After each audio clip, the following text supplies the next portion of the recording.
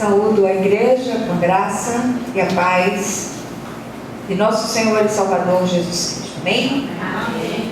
Eu queria convidá-las especialmente, mais uma vez peço licença ao pastor. O grupo é formado, na maioria por mulheres.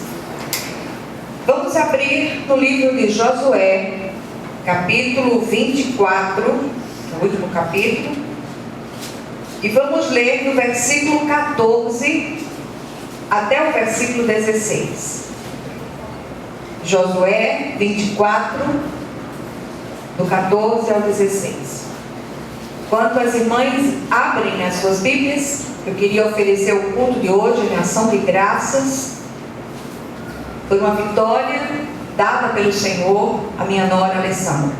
Amém. Alessandra terminou o curso de Direito há algum tempo atrás, mas havia uma pendência que dificultava a tirada do registro na OAB.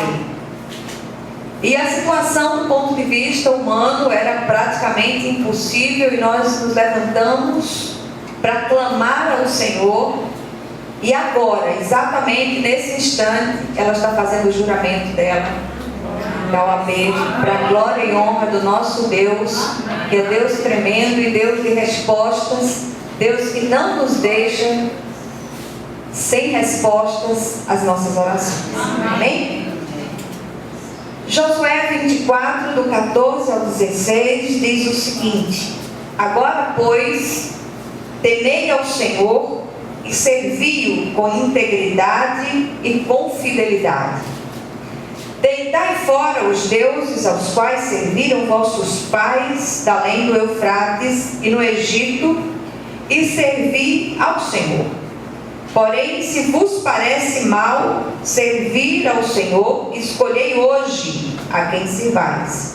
Se aos deuses a quem serviram vossos pais que estavam da além do Eufrates, ou aos deuses dos amorreus em cuja terra habitais, eu e a minha casa serviremos ao Senhor.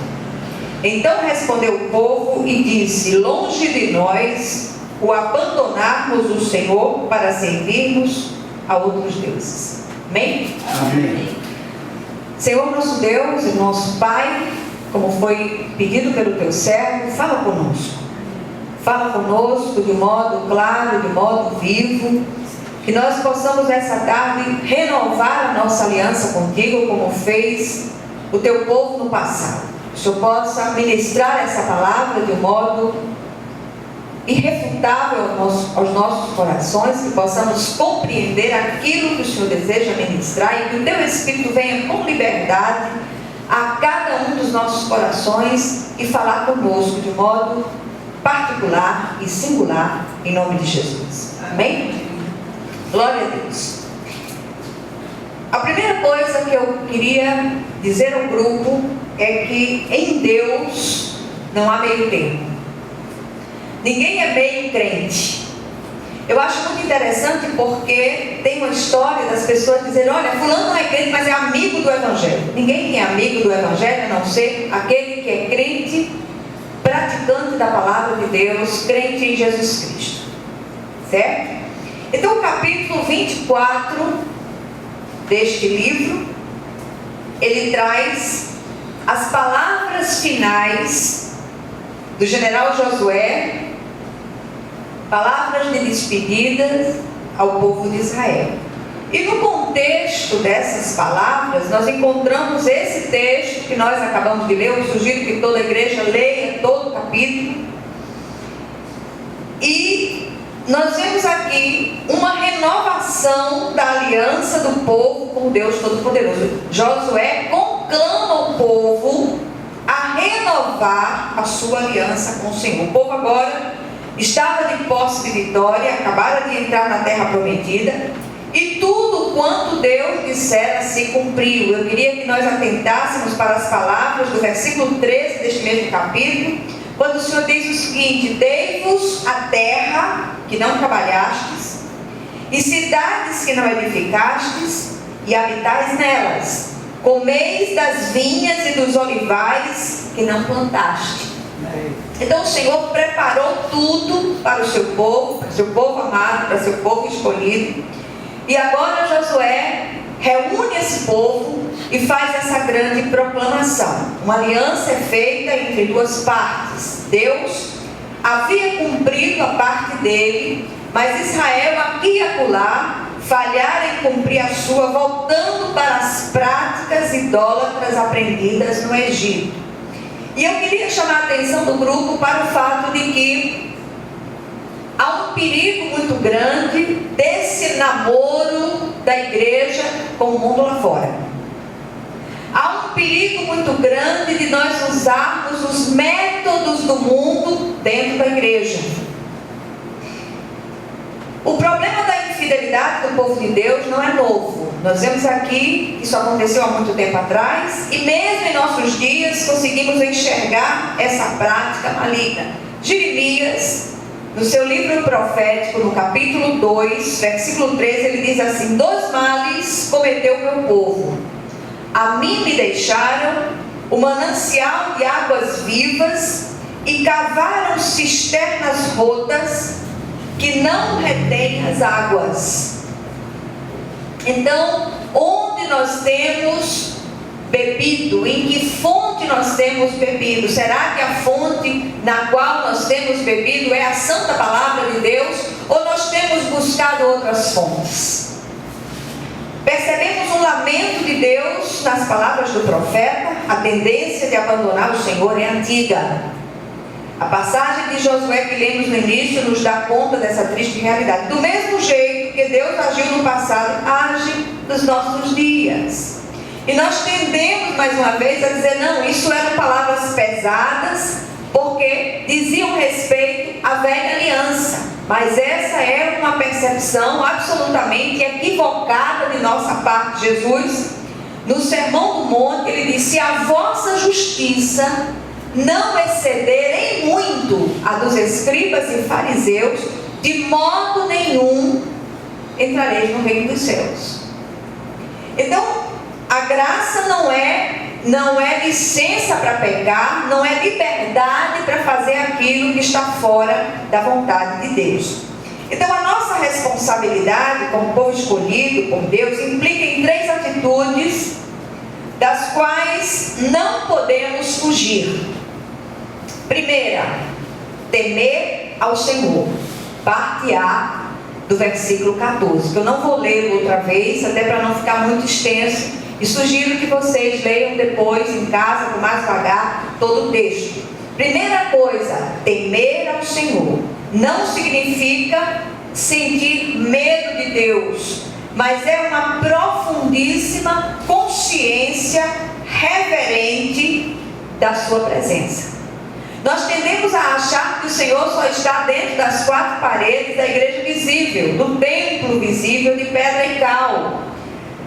Nos comportamos como se o Senhor não estivesse em todos os lugares.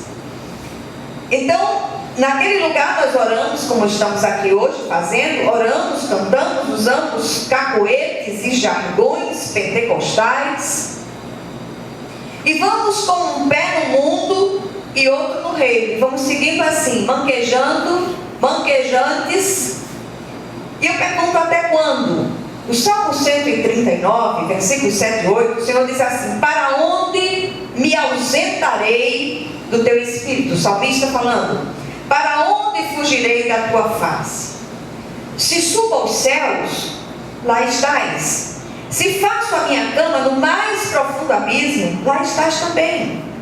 Então, queridos, queridas, o pastor e a liderança da igreja não estão vendo quando você fecha aquele negócio escuso, mas Deus está. Às vezes aquele negócio ilícito, aquela coisa, e você ainda tenta espiritualizar, quer dizer: mas aí eu vou dar uma oferta na igreja, eu vou trazer o dízimo. Aquela oferta, aquele dízimo, podem até servir para aquela obra local, abençoar algumas pessoas, mas jamais subirá à presença de Deus. Muitas vezes nós estamos numa situação a gente tem visto isso e tem chegado aos nossos ouvidos algumas coisas. A liderança não está vendo quando você entra naquele bar e toma aquela cervejinha, ou até mesmo dentro de casa, enche a cara diante de filhos e netos. Me contaram uma história muito interessante de uma serva do Senhor, mulher de Deus, pastora, e o médico tinha dito a ela que ela deveria tomar um copo de vinho todos os dias, porque era bom para o coração. E a irmãzinha achou bom. Ela exagerou na dose. Ela começou tomando meio copo de vinho à noite e disse que dava um sono tranquilo, e depois aumentou para um copo inteiro, depois passou para um copo no almoço e um copo no jantar, e depois passou a comprar daqueles garrafões de 5 litros de vinho e enchia a cara. Legal.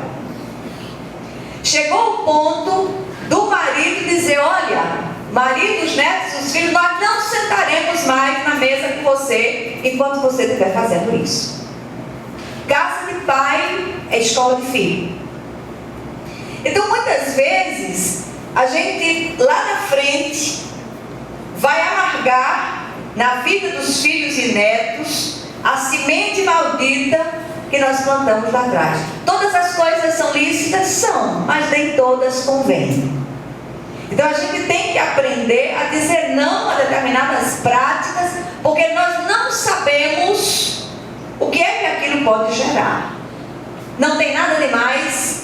Não tem nada demais isso. A Bíblia fala de se embriagar, mas daí a você, o que separa isso, essa prática de tomar um gole de uma coisa qualquer, que tenha álcool, e a embriaguez, o que separa é um fio tênue. Você sabe quando parar? Então, uma outra coisa que a gente tem visto é a prática da pornografia. E a gente tem visto isso no meio do povo de Deus. Ninguém está vendo, não tem nada demais.